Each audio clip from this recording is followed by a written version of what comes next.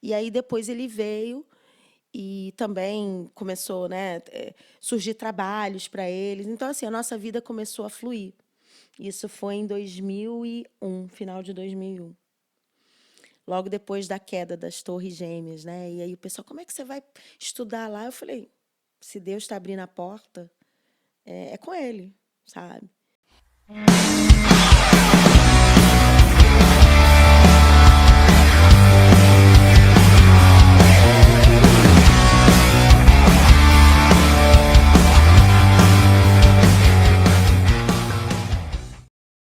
Estamos chegando aqui mais uma vez, Menos é Mais, o seu canal de podcast. O meu nome é Jonatas Rafael. Eu estou falando o meu nome assim bem pausadamente para minha irmã, para o doutor Alex e para o Fernando, que disseram que eu não me apresento. Eu sou o Jonatas, então é isso aí. Bom, por favor, não deixe de se inscrever no canal, não deixe de compartilhar, não deixe de curtir, porque só assim que a gente consegue avançar aqui nos nossos propósitos.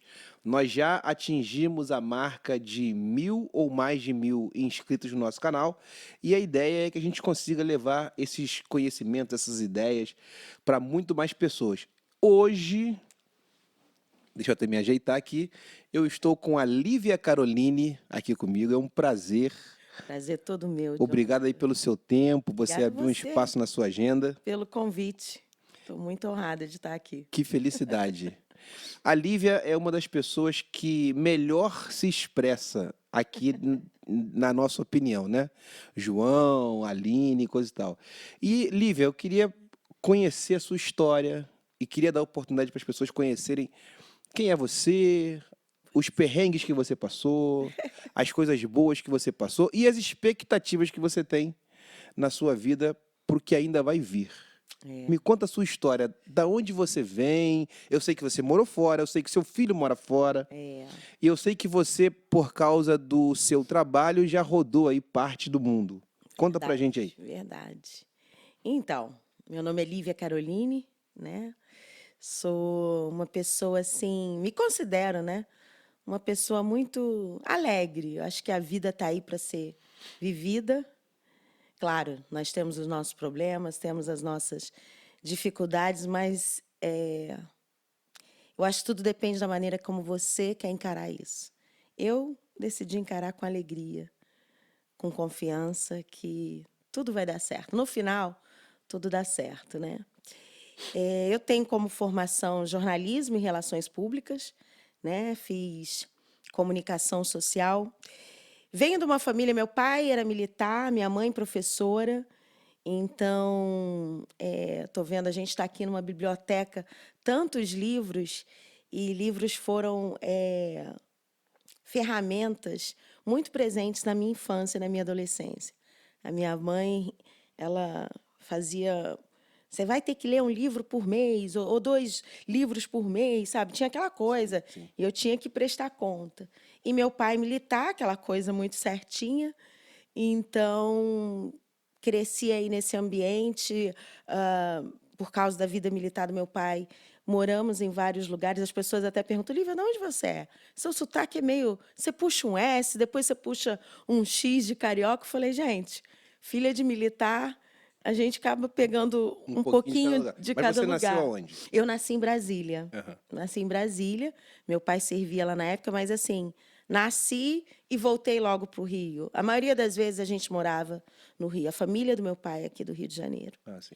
E aí, na época, acho que todo mundo vai lembrar da Glória Maria, mas ela apresentava o Fantástico, Sim. na minha época, né, de segundo grau, aquela coisa. Então, eu falo, eu me espelhei na Glória Maria para fazer jornalismo, Que legal. né? Queria ser a Glória Maria da vida.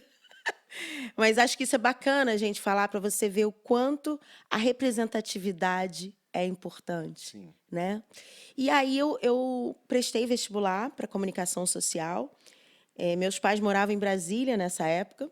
Fiz vestibular para lá e fiz aqui para o Rio também, aquela coisa. Só que saiu o resultado primeiro aqui do Rio. Eu tinha passado aqui. E aí eu fiquei super empolgada, vou morar sozinha no Rio. Sozinha nada. Morei em Niterói, mas 2 casas depois a minha avó morava, a minha tia. Então, assim, eu estava cercado, mas achando que estava abafando. E aí vim para o Rio E logo depois saiu que eu também tinha passado em Brasília, onde os meus pais estavam, né? Mas eu falei, não, quero Rio, aquela Pra coisa. ficar sozinha. Pra ficar sozinha, se achando, né? Você Independente. tinha quantos anos nessa época? Eu tinha 18 anos. Tinha 18 anos. 17 para 18. E aí fiz jornalismo. E depois, por ter feito jornalismo, a gente consegue fazer RP ou marketing, outra habilitação, né? Em 2 anos. Aí eu fiz relações públicas também. Sim. Porque meus pais estavam em Brasília, esse trabalho de RP, né, lá na política, essa coisa toda, eu também idealizei algo nesse sentido, mas acabou que o esporte me pegou, né, nessa área do jornalismo esportivo. Eu, antes de me formar, eu fazia um trabalho na TV Gama, eu fiz Gama Filho, no jornalismo, ali na Piedade. Outro dia passei por ali Que e dá uma tristeza, né? tristeza no coração, tudo Quem não abandonado. conhece ali, a Gama Filho era uma das grandes universidades aqui do Rio de Janeiro e um patrimônio gigantesco, né? E você passa ali Tudo aquele abandonado. aspecto de cidade fantasma, né? Não sei como não invadiram ali ainda, né? Mas... E aí eu trabalhei lá na TV Gama durante o ano que eu estava cursando jornalismo. E aí, logo depois, veio a oportunidade, através da minha amiga Daniela do Vale, que é minha comadre. A gente fala que nós somos irmãs de mães diferentes. Estudamos juntas e somos amigas até hoje. A gente começou a estagiar no Vasco da Gama, no Clube de Regatas Vasco da Gama, cobrindo os esportes amadores. E aí eu falo... Deus é demais, né? O Vasco da Gama. Pois é, pois é. E eu falo através da Dani, porque a Solange, a mãe da Daniela, era diretora de atletismo do Vasco. A Solange foi atleta e estava lá na direção. E aí, aquele projeto, na época era o doutor Eurico Miranda. Gente, eu vou ter que falar anos, aí o pessoal vai falar, nossa, quantos anos ela tem, né? Mas era o projeto para as Olimpíadas de Sydney, de 2000.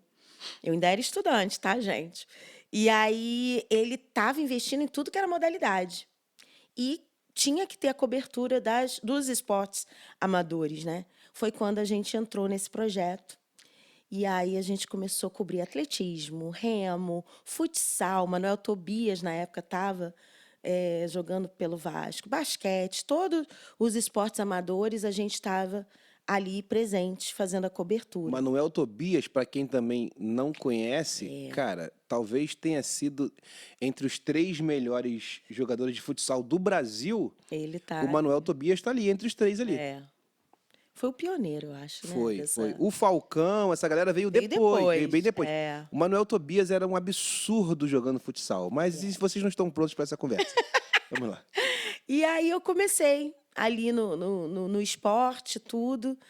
E logo depois da minha formatura, eu tive a oportunidade... Eu já tinha morado antes nos Estados Unidos, com o meu pai, que ele foi servir na Comissão Naval em Washington. Eu fiz 2 anos de high school lá em Washington, lá nos Estados Unidos. E aí, quando eu me formei, eu queria fazer meu mestrado. E eu comecei a procurar naquela área metropolitana de Washington. Falei, pô, eu chegando lá, eu me viro. Eu ainda lembro aquela coisa toda. E fora as amizades. Você morou fora sozinha nessa época ou com seu pai? Na minha adolescência, com meu pai e com a minha mãe. Né? Por causa da carreira do seu pai, não? Isso, por causa que ele foi servir na Comissão Naval de Washington. Ah, sim. Por 2 anos. Eu tinha aí meus 15 anos. Eu fiquei lá de 14 aos 16 anos, na verdade.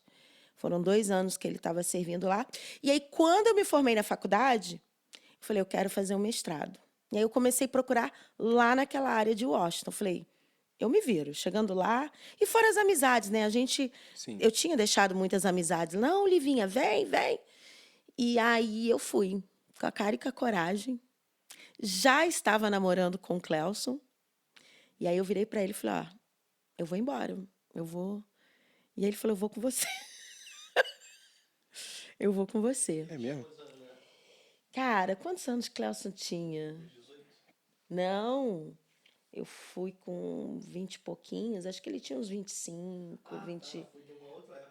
depois que eu me formei, né? E aí eu falei, cara... Ele falou, eu vou com você. E Deus é tão bom, e assim, eu prezo muito por isso. Eu acho que Deus sabe de todas as coisas. E todas as coisas cooperam para aqueles que confiam e amam Ele, né? E eu estava agitando a questão do meu visto, tudo. E Clelson foi requisitar um visto junto ao consulado aqui do Rio. E foi negado. Eita. Eu falei, cara, como é que esse cara quer ir comigo? Eu quero ir. Vai meio que atrasar a minha vida, né? Mas Deus foi tão bom. O Clelson, na época, ele fazia jiu-jitsu pelo Vasco. Que era aquela época que o Vasco estava patrocinando tudo que era esporte, né? E aí surgiu uma competição em Los Angeles, que alguns atletas estariam, né, representando o Vasco lá. E o nome dele estava na lista. Foi um pouquinho depois da data que eu estava programando de ir, né? Mas aí ele conseguiu, né, esse visto através do esporte. Ele foi lá representar o Vasco. A gente sabendo, então agora vai. Então aí meu pai exigiu, né, que a gente fizesse um compromisso, né? Não ia sair assim. Então a gente casamos, né? E fomos. Ele foi lá, fez o que ele tinha que fazer. E aí ele falou, e aí eu vou para Washington e a gente vamos embarcar nessa aventura juntos. E foi assim, graças a Deus, assim. Naquela época, o jiu-jitsu nos Estados Unidos era visto assim como... Nossa, em Los Angeles, então, existiam cursos para atores, né? Para estar... O jiu-jitsu era uma arte marcial, que no Brasil ainda estava um pouco assim... marginalizado, né? Quem fazia jiu-jitsu queria briga nesses bailes, nessas festas. Talvez seja porque quando o jiu-jitsu apareceu aqui para o Brasil, por incrível que pareça, na verdade o Royce Gracie, os caras ali, os Gracie, eles disputavam o Vale Tudo, que era aquela parada que não tinha luva e vale tudo, literalmente. Tudo. Era muito... E aí o pessoal, muita gente acabou achando que aquilo ali era uma parada muito violenta e coisa e tal, mas era uma super arte, né? Uma super arte. E aí Clelson ainda ficou assim muito envolvido com o jiu-jitsu lá. O Joey Moreira, que era o presidente da Confederação Brasileira de Jiu-Jitsu nos Estados Unidos, era um dos mestres dele lá, e sempre tinha seminário, workshop, Clelson sempre envolvido. Só que Los Angeles é num extremo e Washington DC em outro, né? E aí depois ele veio e também começou, né, surgir trabalhos para eles. Então, assim, a nossa vida começou a fluir. Isso foi em 2001, final de 2001. Logo depois da queda das Torres Gêmeas, né? E aí o pessoal, como é que você vai estudar lá? Eu falei, se Deus está abrindo a porta, é com Ele, sabe? E eu fui. O meu voo era para sair daqui dia 13 de setembro. A queda das torres foi... No dia 11. No dia 11. Aí era TAM. Aí foi adiado alguns dias. Eu acabei saindo daqui no dia 18. Cheguei lá no dia 19 de setembro. E aí eu estou falando essas datas de 2001. Estou falando essas datas porque o meu filho nasceu lá no dia 19 de setembro de 2005. Exatamente 4 anos depois, né? E aí eu comecei a estudar. E essa questão, né, do esporte, não sei o quê, eu estava trabalhando no Vasco, né, aquela coisa toda. E aí vale ressaltar aqui uma coisa, eu era flamenguista, gente. Eu literalmente virei a casaca. Isso é muito bom.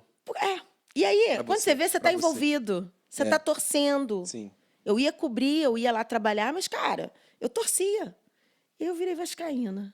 E aí meu marido, né, que é... Mas é uma boa escolha. Foi uma boa escolha. Não foi? Foi uma Clelson fala que fica por lá mesmo. Que depois que você foi vascaína, o Vasco não ganha mais nada. Não volta pra cá, não. Falei, Deus me livre, não volto mesmo, não. Meu time tem história, sabe? Sou muito orgulhosa de ter virado a casaca, né? Isso aí. Parabéns. Boa escolha. E aí, com essa questão do Vasco, a gente logo, né? Aí fui procurar qual era o time da cidade, que é o DC United. E eu, na cara dura, na cara de pau, deixei meu currículo lá. Porque, assim, eu estava com visto de estudante, mas vale lembrar que na década de 90, quando eu fui com meu pai na minha adolescência, a gente foi em outro status, né? Com visto diplomático. Eu tinha o Social Security, que eles chamam, que é tipo o nosso CPF daqui. Sim. Então, eu tinha...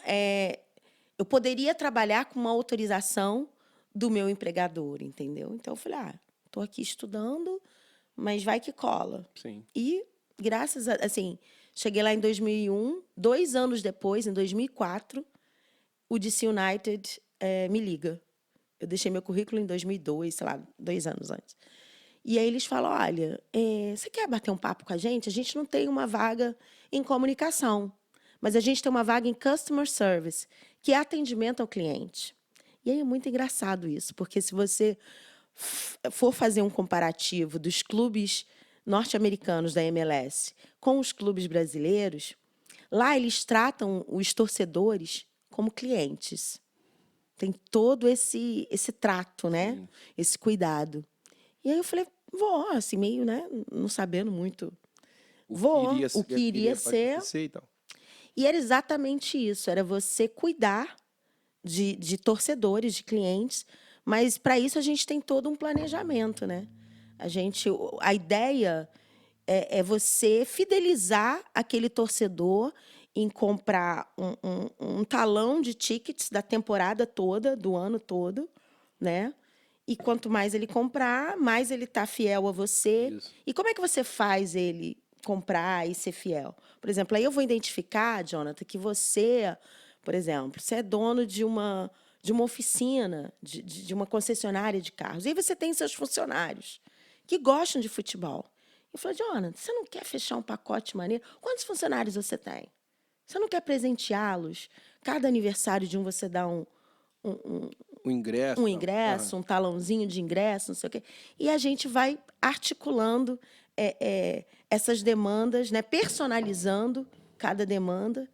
E é isso. Aí eu falava lá para eles, falei assim, gente, no Brasil, domingo à tarde, né? Tem jogo no Maracanã. 2 horas da tarde, acho que eu vou hoje no jogo. E aí a gente vai, de chinelo, né? De qualquer jeito, com uma turma. Aqui não, aqui é tudo muito programado. Né? O jogo da data tal. Vou usar 3 ingressos. E aí, estou levando a minha mãe. Será que tem um serviço especial de cadeira de roda para ela? É assim, sabe? E a coisa funciona lá. Né? Para você ter ideia, eu lembro que a gente tinha um dos torcedores, a gente identificou que o filho dele fazia aniversário 2 dias antes de um jogo que o DC United ia ter lá no RFK Stadium, que era o nosso estádio, o jogo em casa. E a gente ligou, fulano, você não quer fazer o aniversário do seu filho aqui? Convida aí uns 10 amiguinhos. A gente coloca esses amiguinhos para entrar em campo com os jogadores. Coloca lá o nome do seu filho, Happy Birthday fulaninho. O cara ficou... Aí começou esse outro trato de personalizar, sabe? E aí era aniversário, era uma coisa bem intimista que a gente realizava com os clientes. E eu comecei a trabalhar no DC United assim, como Customer Service Representative, né?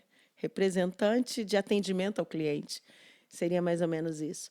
E aí, depois de alguns anos, teve a oportunidade de eu trabalhar na comunicação do United for DC, que é tipo o departamento social do DC United. O que é esse departamento social? Eram os jogadores irem na parte do gueto, da favela, South East, lá de Washington, ter uma tarde de leitura com as crianças daquela comunidade. Maneiro. A gente agendar a visita dos jogadores a abrigos, na época do frio, né? Então, tem muita gente em abrigos lá de Washington. Eles iam, ajudavam a distribuir comida. A gente aproximar o DC United, que é um time de tamanha expressão naquela localidade, mas aproximar o time com o entorno, né? Com as pessoas. E eu acho isso maravilhoso. Então, hoje, assim, lá na CB Rio, eu atuo muito na parte social. E aí, eu fazendo aqui uma retrospectiva, né? Desde lá de trás, isso já ardia no meu coração, né? E aí, eu trabalhei no DC United, estudei aquela coisa toda. quando foi... meu filho nasceu em 2005, acabou eu ficando grávida lá. Isso estendeu um pouquinho a questão dos meus estudos lá. E chegou uma hora, assim, que a gente sente, sabe, falta disso aqui, sente falta do Brasil. Nesse caso, e o visto do seu marido? Do Clélcio, então, o Joe Moreira, o pessoal lá do Do jiu-jitsu lá? jiu-jitsu, ficou sendo o patrocinador de Ah, Clélcio, sim. renovando. Aham. Inclusive, a gente até, através disso, a gente fez um processo de green card. A gente aplicou, né? Mas, naquela época, não, o Congresso, eles não viam, não enxergavam muito essa parte migratória. Estava na época da guerra do Golfo, aquela coisa tudo. Era o Bush, não era nem o Barack Obama. Então, a coisa não andou, meio que estacionou os processos, sabe? E aí, em 2008, eu e Clélcio, assim, a gente começou a sentir muita falta da família. Parecia que nós éramos figurantes da nossa vida. Eram pessoas casando aqui no Brasil, eram pessoas nascendo, e a gente, assim, se via uma vez ao ano, quando eles iam, quando a gente vinha, e isso foi dando um aperto no coração e a vontade de voltar para o Brasil.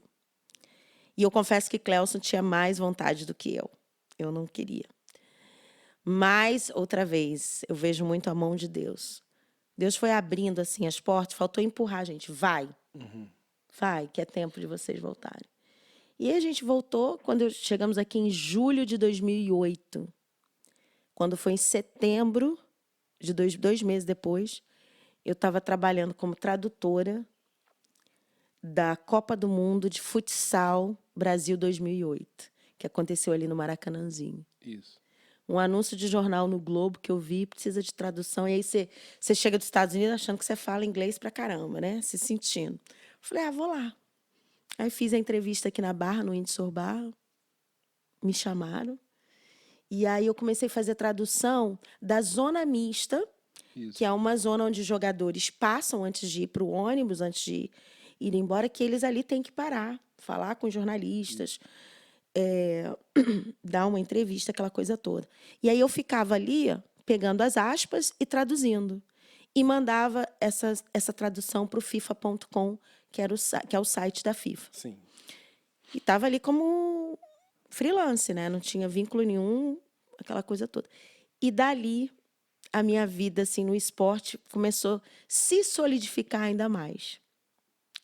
Naquele ano, eu conheci o Rodrigo Paiva, que era assessor de imprensa da CBF por muitos anos.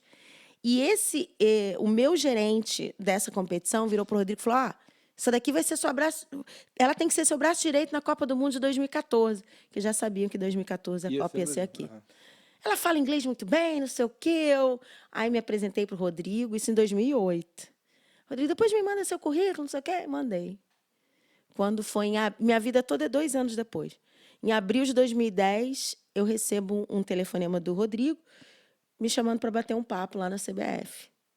E aí, um pouquinho antes da Copa do Mundo da África de 2010, eu começo a trabalhar na CBF, na assessoria de imprensa. Éramos 3 ali, aliás, 4.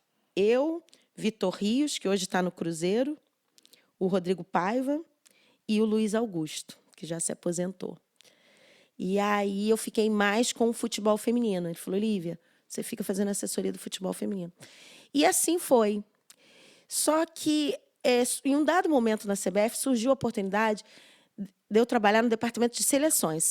Eu saí da comunicação e fui para o departamento de seleções no departamento de futebol feminino. Sim.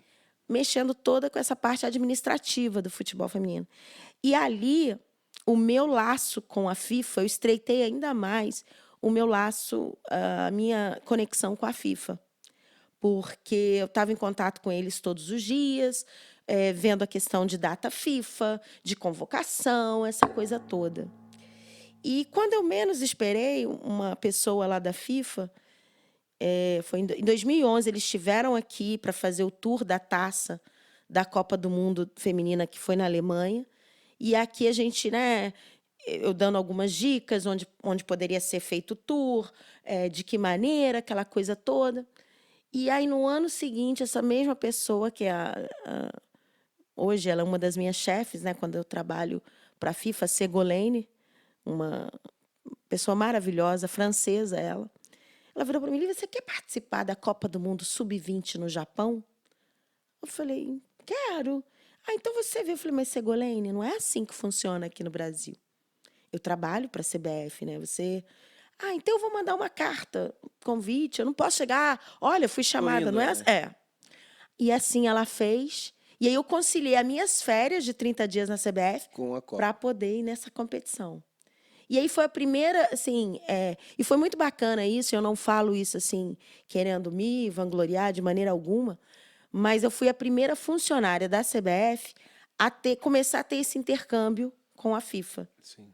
Porque as outras confederações já existia isso, mas a Confederação Brasileira não. E aí eu fui em agosto de 2012 para a Copa do Mundo, Sub-20 feminina, Japão 2012. Né? Fiquei lá 2 meses, fiquei lá 1 mês, aí voltei, tudo, continuei, trabalhei mais um pouquinho para a CBF. E tem muito disso, né? Quando muda a presidência, todo mundo daquela leva sai. E logo depois eu saí da CBF. Mas, nossa, aprendi muito naquela casa. Ainda tenho Na época, muitos quem era o contatos presidente? lá. O Dr. Ricardo Teixeira. Ah, Ricardo Teixeira. Eu era da leva dele, né? Sim. Aí ele saiu.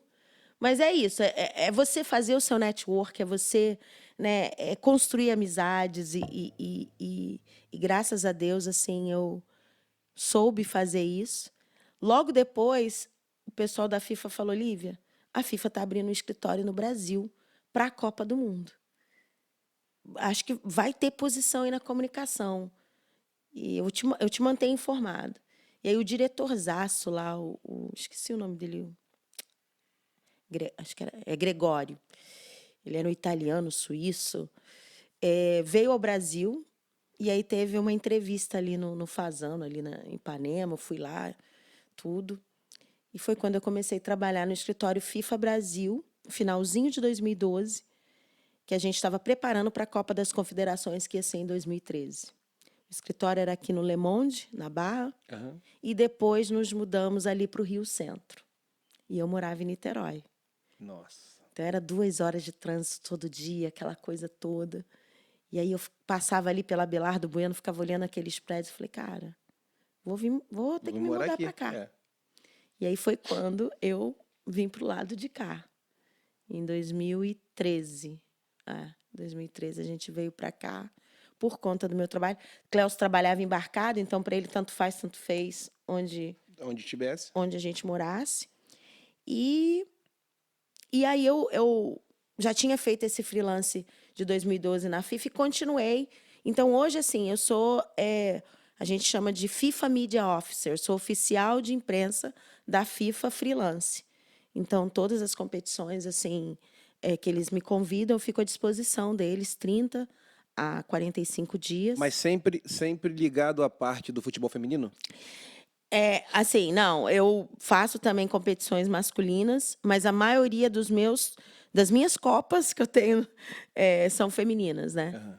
Depois teve a Copa do Mundo Sub-20 Canadá 2014. E aí, logo depois, em 2015, foi a Copa Feminina Sênior, né? A principal. Porque é isso, os anos pares na FIFA são anos femininos, de Você competições vê que uma femininas. pessoa que fala inglês fala diferente, né? Eu falo sênior, ela fala senior. Diferente, né? Mas, por favor. Ai, Jonathan. Porque, como eu estava dizendo, né, os anos pares são anos de competições femininas.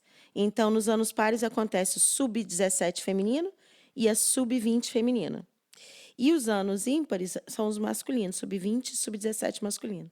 Esse ano, por exemplo, 2022, a gente vai ter agora, em agosto, a sub-20 feminina na Costa Rica e a sub-17 feminina na Índia. Vocês da imprensa, lá atrás, antigamente, a imprensa tinha muito mais contato com os jogadores, assim, tá? O jogador hoje virou astro, né? Mesmo, assim, tal. Mas você chegou, na sua época, você tinha acesso aos jogadores, assim? Tinha. A Marta. A Marta, assim, a gente... Formiga. Todo mundo. Marta, Formiga, Cristiane, A Maurini. Cristiane parou também agora. A Cristiane, ela teve filho, né? Ela tá no Corinthians, não é isso? Tá no Corinthians ou tá no Santos? Agora você me pegou. Eu não sei se é Corinthians ou Santos. Acho que ela tá no Santos. Eu sou daquela época. A Aline Pellegrino era a nossa capitã, que hoje está como diretora de competições da CBF e executando a função de maneira brilhante. A técnico do Brasil hoje é uma... Ela é americana? Não, ela é da sueca, né? Sueca, A né? Pia. A Pia. O René Simões, ele foi técnico... Foi na época que você... Não na minha época, ele foi em 2008, se eu não me engano. 2008, 2009. Logo depois eu entrei para a CBF. Mas o René, ele trabalhou muito com o Vasco. Isso. Porque o Vasco, os times do Rio, eles tinham uma parceria com a Marinha, então todos eles tinham futebol feminino. Na verdade, as meninas eram militares, né? Eram da Marinha, estavam ali no Cefam, mas alocadas nos times, né? E o Vasco foi um dos pioneiros a ter o futebol feminino com essa parceria com a Marinha. E eu lembro que o René Simões, ele estava bem presente nessa época do Vasco. Inclusive, eu tenho um livro dele, o livro, né, sobre o futebol feminino. Que ele Nós escreveu. conversamos aqui com ele aqui também. O René é sensacional. O Vasco, né? O Vasco é um clube pioneiro em várias... Não é? Né? Por Mas isso que eu- isso vocês não estão prontos para essa conversa. Mas Nosso time tem história, outra né, coisa, Johnny? é outra coisa. É outro patamar. É outro papo. Mas, então quer dizer que por causa do seu pai, você viveu em muitas cidades aqui do Brasil e tal, mas acabou vivendo fora também. Por conta Mas, dele, por causa do seu trabalho, quais os países que você foi, além de Japão e Canadá? Aí eu fui para Dubai. Em 2016, teve a Copa do Mundo Sub-20 em Papua Nova Guiné, lá no outro lado do mundo. 54 horas de voo. Eu saí daqui num sábado à noite, cheguei lá, era terça-feira aqui no Brasil. Gente, olha isso. Era Rio, Dubai, Singapura. Eu achei que eu não ia chegar. Singapura, Port Moresby, que é a capital de Papua Nova Guiné. Gente. Foram 3 conexões. E a volta, foi pela... Não foi em Singapura, não. Foi em Filipinas. Parei em Filipinas também. E aí, as conexões, né, várias horas. A ida, eu fui com uma amiga minha, a Fabiana, mora em São Paulo, uma brasileira, que também foi trabalhar lá como media officer, né? E aí a gente ficou 8 horas em Singapura. 8 ou 10 horas que a gente tinha que ficar aguardando. O que a gente fez? Não, colocamos a nossa malinha lá guardada no aeroporto e fomos dar um rolê. A gente conheceu Singapura. Pegamos um taxista ótimo, que ele esperava a gente. Que legal. Sabe? Então é isso, assim, é meio que... Eu sou muito disso, de você aproveitar as oportunidades, sabe? Não é que você está pronta quando a oportunidade vier, mas você está pronta para a oportunidade vir. Eu aprendi uma coisa, que oportunidade é uma coisa que não vem. Oportunidade passa. Passa. E se você não estiver pronto... Se você não pegar ali na hora, você não vai... É isso aí. Vai perder a chance. É isso aí. Você falou que, assim que a gente começou a bater um papo, sobre a Glória Maria e sobre representatividade. Verdade. É um termo e um tema que, embora se fale muito hoje em dia sobre representatividade, coisa e tal, a maior parte das pessoas não sabe o que é isso ou o que isso significa, principalmente para uma mulher. Porque os homens negros, eles se veem representados no futebol pra caramba, até porque por incrível que, assim, você analisando o futebol, a maioria são negros, né? Então nos esportes, né? no esporte ali e tal, você acaba vendo ali e tal. As mulheres já nem tanto, né? Muito porque lá atrás as mulheres não eram muito do esporte, o esporte para as mulheres assim, no meu entendimento, né? O esporte para as mulheres foi acontecendo, pelo menos o descortinar do esporte foi acontecendo aos Verdade, poucos. verdade. Então, quando você vê uma mulher negra apresentando um jornal, que é algo sério, É. numa emissora como a Rede Globo, que no nosso país é maior, e é até maior Em nível mundial, mundialmente, dizendo assim e tal. é. Então, o que que você fala sobre representatividade? Qual a sua visão sobre isso de uma maneira... Porque tem gente que não entende, né? Acha que é uma coisa simples, É. mas me fala sobre isso aí. Então, assim, como você falou, né, Jonathan, para a mulher isso é muito complicado, né? Para o homem a gente consegue se espelhar, né, em vários exemplos. E aí eu ainda nunca fui disso, não sou vítima de nada, acho que eu não preciso disso, acho que ninguém precisa. Mas a gente tem uma realidade, né? E aí eu coloco um plus a mais, mulher e negra, né? E assim, no meio do futebol, então, Sim. é complicado, né? Mas quando eu falo em representatividade, é você ter um norte, é você ver uma possibilidade em algo, em alguém. Cara, se ela conseguiu, se ele conseguiu, eu também consigo. Não deve ter sido fácil, né? A gente, às vezes, eu estou aqui contando a minha história, a minha trajetória, mas para que tudo isso acontecesse, teve muito esforço, Com certeza. teve muito empenho. Mas você tendo um norte, você tendo uma visão que você... É um gás que te dá, sabe? Então, assim, hoje a gente, como você disse, a gente fala muito em representatividade, né? São palavras aí que estão em voga, mas eu acho que isso faz muita diferença, sabe? Isso te dá um ânimo, te dá, assim, um gás dizendo, não, segue em frente. Vai ser brabo? Vai. Vai ser difícil? Vai. Mas continua, sabe? Faz o teu caminho, faz o teu nome. Meu pai falava muito isso para mim, sabe? Honra a tua palavra, faça o teu nome. Na verdade, Olívia, de que maneira eu vejo? A gente vive numa sociedade assim, eu sou cria de Bangu, né? Então, socialmente, as classes são muito misturadas. Então, aonde eu fui criado, você não tinha nenhum problema com relação a preconceito, a discriminação e coisa e tal. Porque todos nós, negros e brancos, estávamos todo mundo igual ali. Todo mundo ali. E é uma outra época também e tal.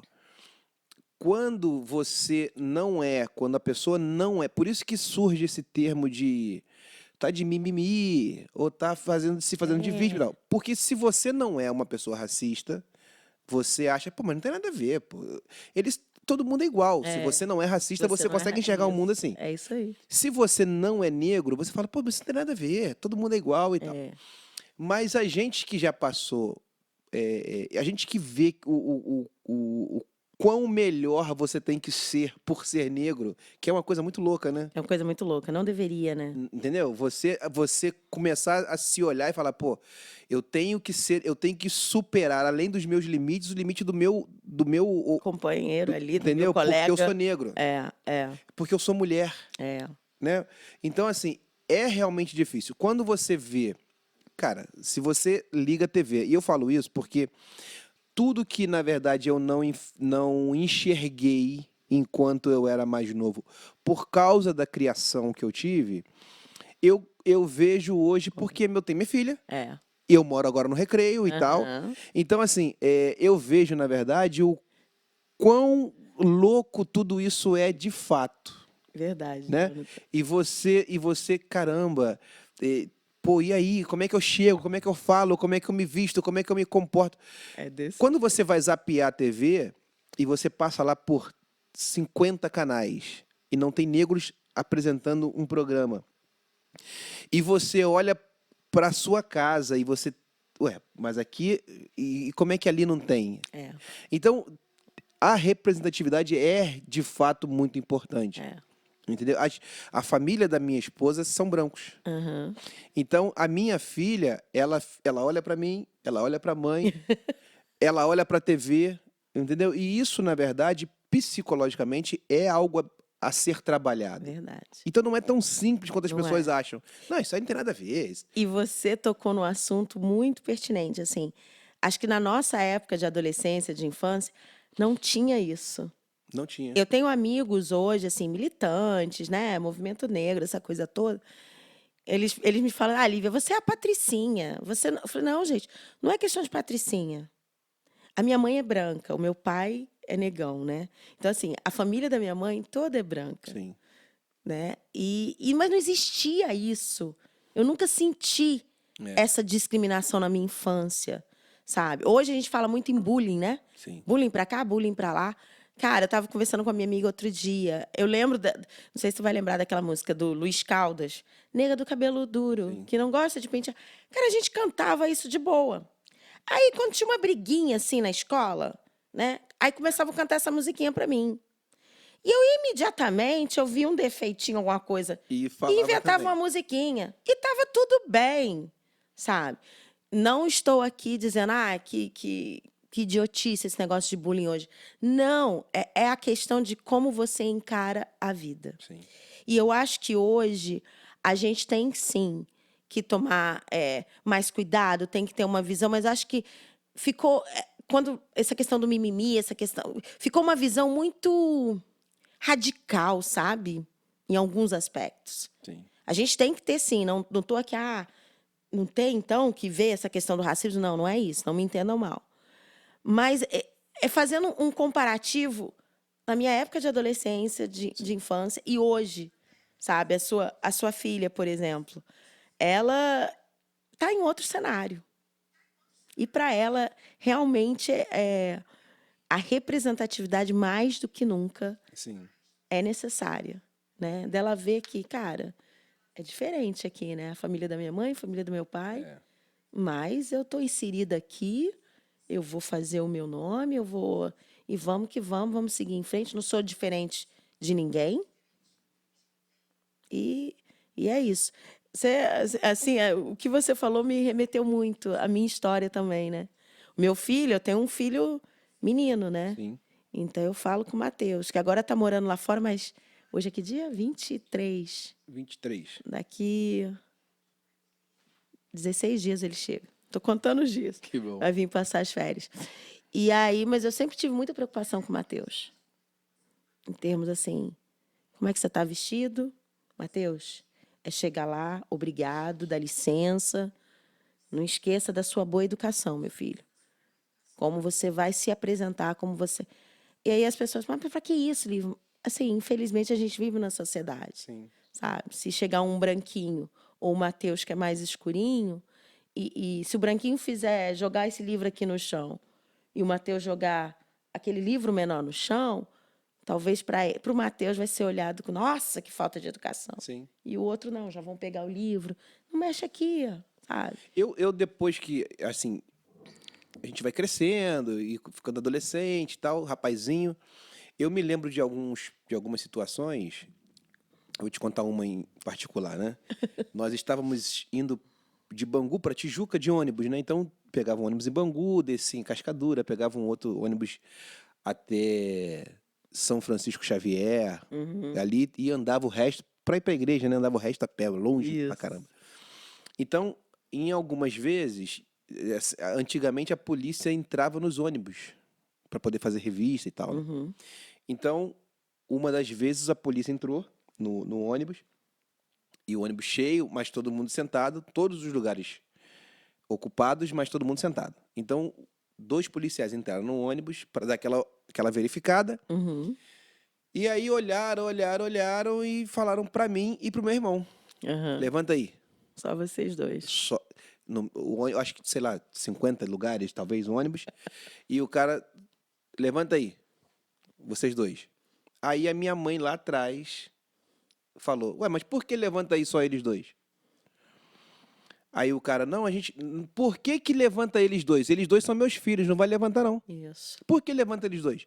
Do nada você olhou para eles e levanta eles dois. Não vai levantar não. tem um monte de gente aqui. É. Então, assim, na verdade, eu passei por algumas situações e eu soube passar. Uhum. Porque eu acho que o problema Acho que para homem é mais complicado, né? é Ser bem mais complicado, é. visado, Eu já fui né? tocar em alguns lugares, assim, eu com, sei lá, meus 23, 24 anos. Eu lembro que eu fui tocar, eu fui chamado, eu fazia parte de uma banda, e essa banda, as músicas eram todas projetadas pra guitarra, né? Então, os solos de guitarra, aquela coisa e tal. E aí chamaram a gente pra tocar num condomínio, aqui na Barra, há muito tempo atrás. A Barra era assim, nossa, eu vou pra Barra da Não, é. Tijuca, aquela coisa, né?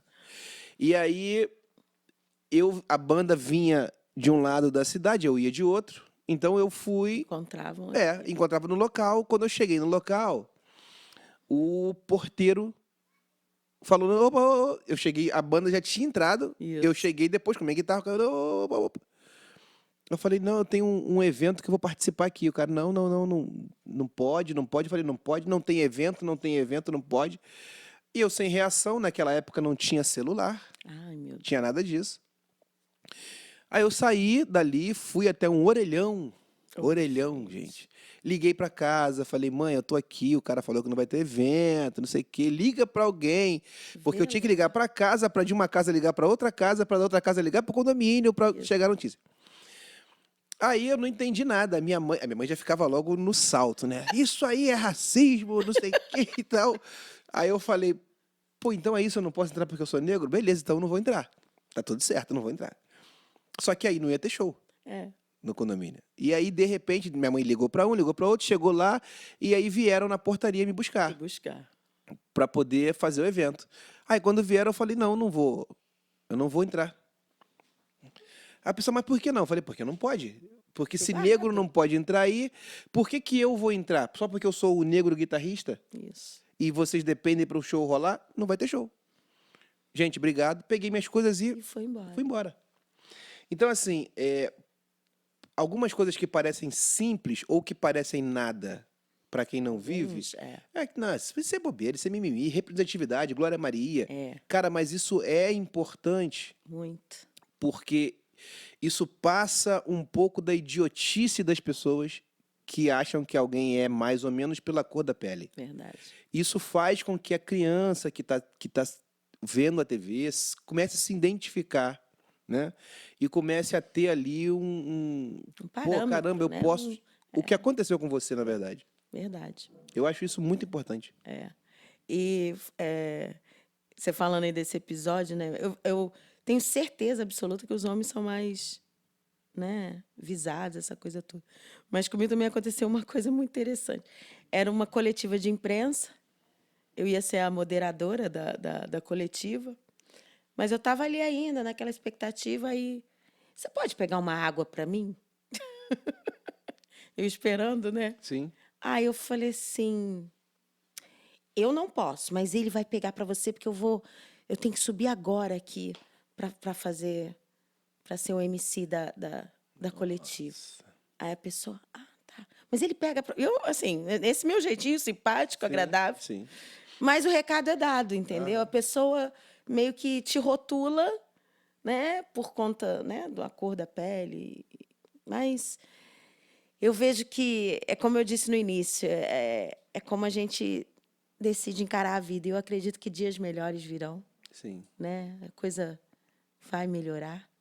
Eu costumo dizer que eu acho que o racismo, agora um crime, né? Ele pode...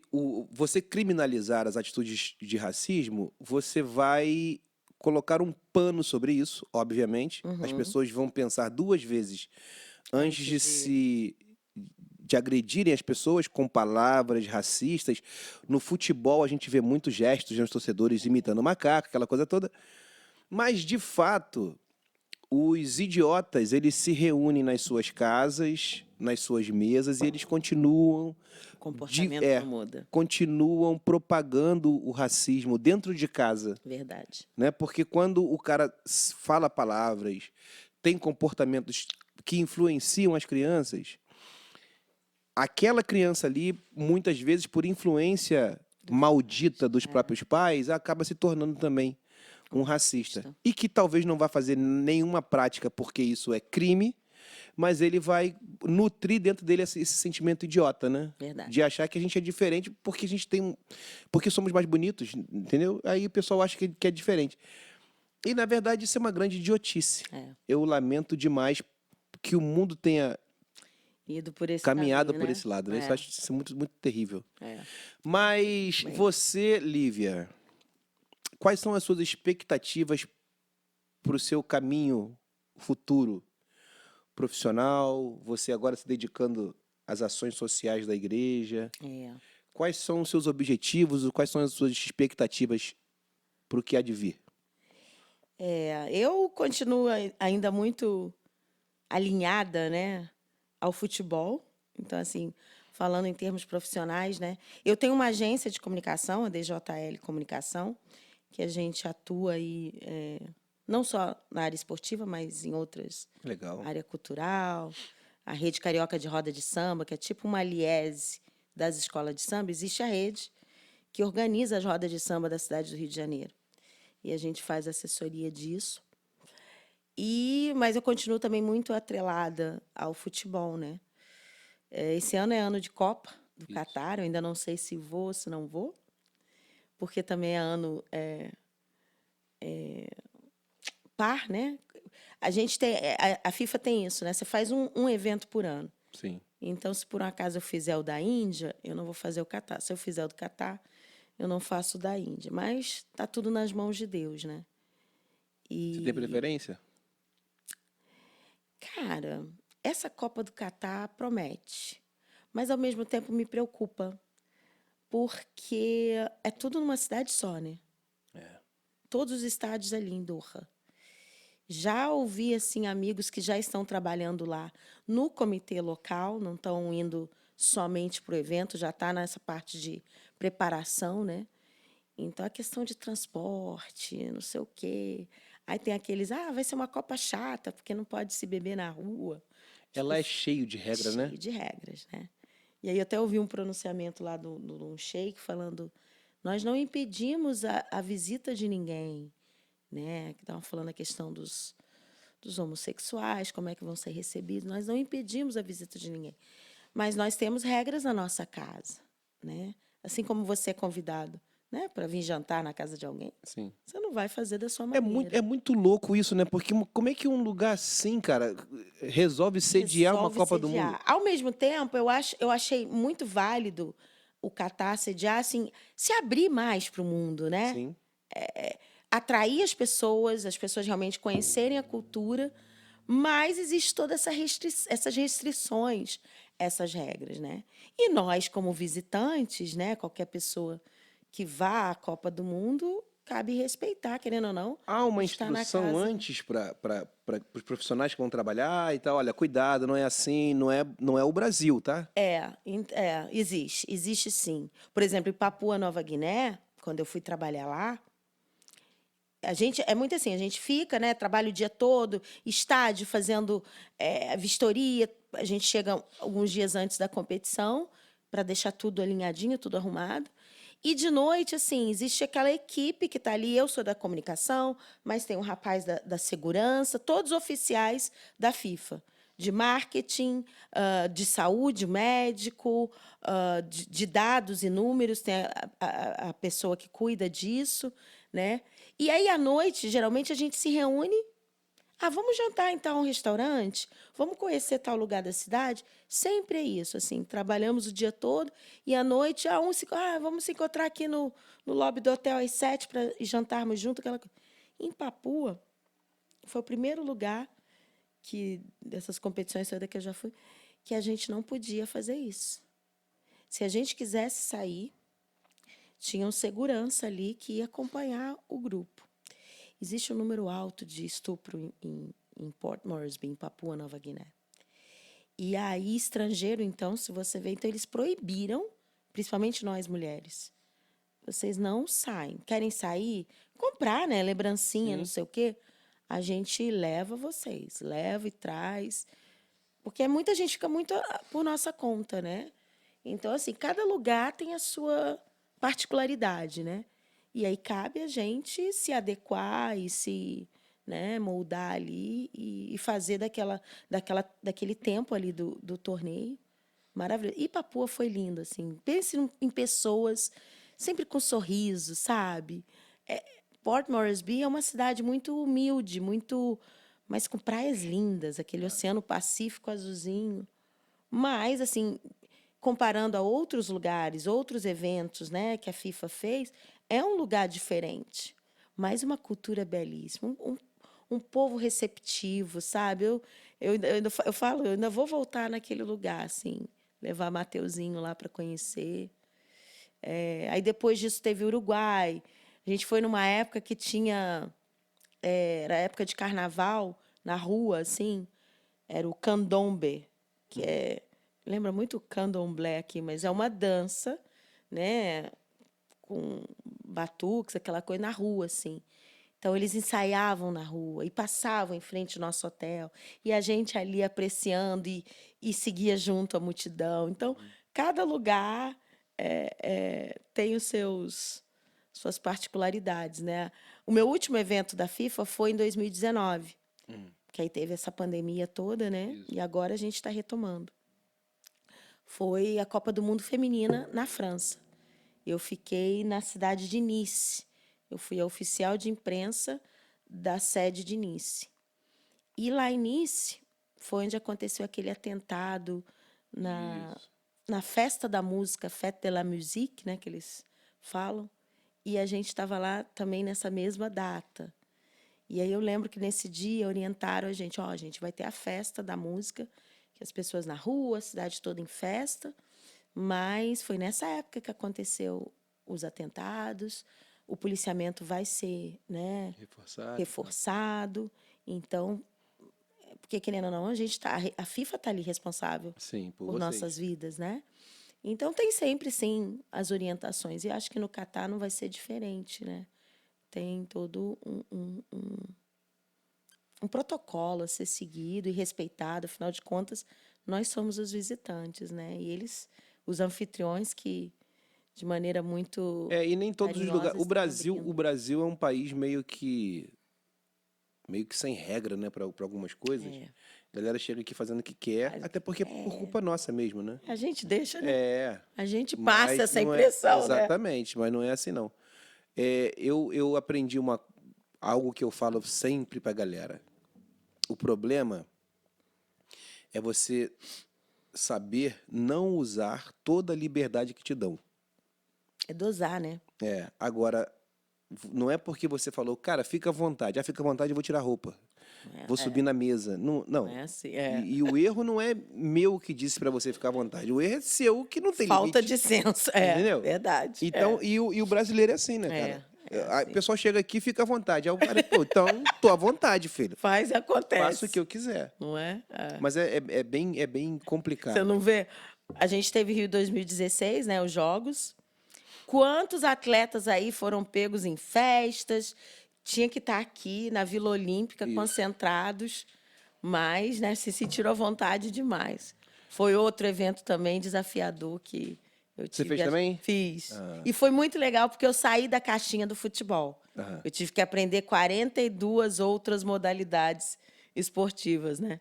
Até para você poder falar do assunto, né? Até bocha, né, o Paralímpico, né? Eu fiz os Jogos Olímpicos e os Jogos Paralímpicos. É a mesma equipe que faz o... Porque é sempre logo depois, né? Logo depois. A gente teve um recesso, acho que de 10, 12 dias.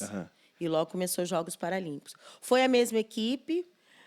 Eu, nos Jogos Paralímpicos, fiz a mesma função, mas também atuei em outras áreas, assim. Por exemplo, a gente teve o tour da taça dos Jogos Paralímpicos. Nos Jogos Olímpicos, eu não tinha feito a cobertura do tour da taça. Nos Jogos Paralímpicos, eu fiz. Foram em 5 cidades do Brasil: Joinville, Belém, Brasília...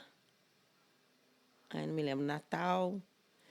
E aí eu fiz esse tour também e depois fiquei atuando na área de relacionamento com a imprensa. Sim. Né? A gente ali, toda e qualquer notícia oficial dos jogos, a gente tinha... Era a nossa equipe, não minha, mas uma equipe de profissionais excelentes aí, gerenciadas pelo Mário, e a gente ali fazia todo o discurso. Aí eu fiquei uma época aqui tomando conta, literalmente, da Vila Olímpica ali, que é Aham. o Ilhapura, né? Isso. E os apartamentos, alguns dando problema de vazamento. Era atleta que dormia fora da vila e que tinha sido fotografado. E aí, como é que a gente... Qual o discurso oficial que a gente... Então, a gente tomava conta... Porque Apagar os incêndios, né? as notícias que vêm para o público passam por você. Passa para a gente. E aí a gente tem que alinhar um discurso, realmente apurar o que aconteceu. Sim. Foi isso, foi isso, foi isso, foi. E aí, vamos então... Qual é a medida a se tomar? Então, a gente agendava uma coletiva e dava todo o parecer e o posicionamento que o comitê teria diante daquela situação, né? Eu não sei se vocês lembram, a piscina, né, do Maria Helene, que ficou verde Isso. durante os jogos. Aham. Aí tiveram que fazer, né, medir lá a quantidade de produto, de cloros. Aí chegaram numa conclusão. Então, esse comunicado oficial parte da equipe de relacionamento com a imprensa, né? Qual é a visão, assim, que as pessoas têm de quem é de fora, né? Qual a visão que eles têm do Brasil em relação, por exemplo, à infraestrutura? Porque parece, né, às vezes chega pra gente uma ideia de que o pessoal vem menosprezando pra caramba o Brasil, assim. Eu acho que não mais. Eu acho que, sabe, talvez no passado eles não tinham tanta noção de como era o Brasil, né? Aham. Eu lembro que quando eu fui estudar fora com meu pai na minha adolescência, eu com 14, 15 anos, na minha high school, o pessoal achava que o Brasil era a Amazônia só, né? Tinha muito isso. Mas agora não. E eu acho que o Brasil, nos últimos anos para cá, a gente agora não está tendo tantos eventos, grandes eventos, Isso. né? Mas esses grandes eventos, a gente teve aí a Copa das Confederações, Copa do Mundo, Rio 2016, temos aí a cada 2 anos o Rock em Rio. Isso. São eventos que projetam muito bem o Brasil. E se falando assim nessa área do esporte, hoje em dia o profissional de grandes eventos brasileiro, e aí eu falo grandes eventos, não só copas e torneios esportivos, mas qualquer tipo de grande evento, né? Show, essa coisa. O profissional brasileiro de grandes eventos está com um respeito enorme lá fora. Porque eles, nossa, você fez Copa do Mundo, você já fez Rock in Rio, você sabe? Então, assim, eu vejo que o mercado... Então, eles começaram a ver o Brasil com outros olhos, sabe? Eu acho que o que aconteceu aqui ajudou muito a mudar essa, essa percepção que eles tinham, talvez, e ajudou muito ao profissional brasileiro, sabe? E o brasileiro, gente, vou dizer assim, essa questão não é questão do jeitinho, porque lá fora não existe jeitinho, né? A FIFA, então, Zurique, suíços, né, são muito papum, não tem, você faz, não tem jeitinho. Sim. E a gente aprende muito com eles, eu aprendi muito.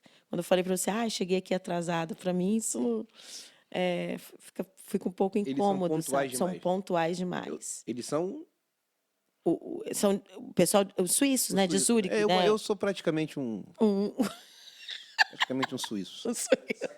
Praticamente. Mas eu levo assim esse jeitinho brasileiro, a questão da flexibilidade. Às vezes você está numa situação, no evento, ali, né? E talvez o pessoal de fora, por estar ali muito quadradinho, não vai pensar além, pô, vamos fazer isso aqui dá certo, entendeu? Isso aqui consegue.